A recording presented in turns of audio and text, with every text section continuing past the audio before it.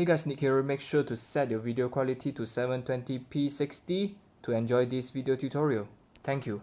Hey guys, Nick here. I would like to ask you guys a little simple question before I start off this video.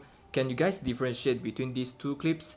If can, congratulations. If cannot, you go to change the video settings to 720 60p or else you don't understand what I'm talking about. Thank you guys so much. I'll see you guys later.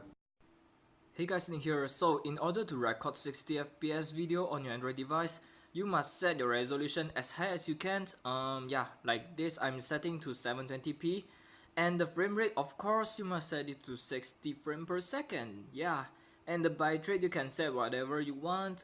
For now, I'm going to set 10 Mbps. Yeah, so that's pretty much it. Okay, so we now switch to the video editing software. Yeah, I'm now using Powerdirector for Android device. So yeah.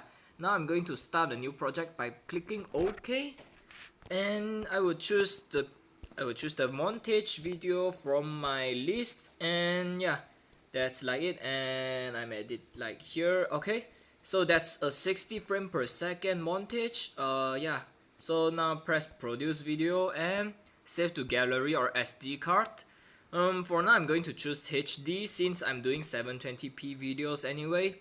And now press the setting video, and now you can see the frame rate.